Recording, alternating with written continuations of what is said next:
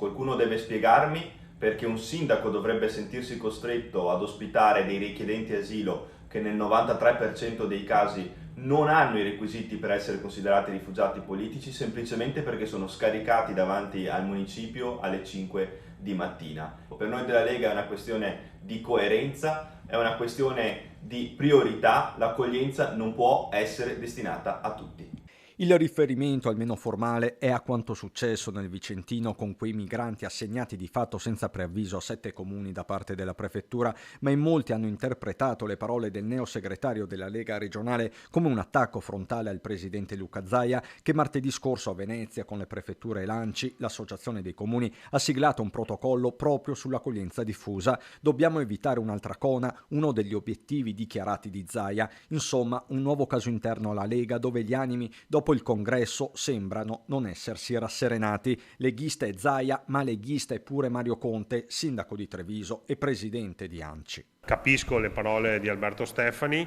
e io cerco di far sintesi tra tutte le anime dei sindaci che sono di centrodestra e di centrosinistra attraverso l'associazione ANCI, ma soprattutto insieme al presidente Zaia cerchiamo di trovare soluzioni alternative a quelli che sono le contrapposizioni ideologiche, a quelli che sono i no a tutti i costi, soprattutto in una fase dove i no comunque non porteranno da nessuna parte, perché questi richiedenti asilo comunque arriveranno nei nostri territori e dovremo poi capire coloro che oggi sono fermi sul no come penseranno di gestire la situazione. Un conto è la linea del partito, un altro le soluzioni che devono mettere in campo gli amministratori del territorio, il principio che Conte sembra ribadire con l'opposizione che parla di una Lega balcanizzata. Cortocircuito del tutto evidente con Zaia, che è sconfessato dai suoi stessi amministratori, oltre che da parlamentari e da consiglieri regionali.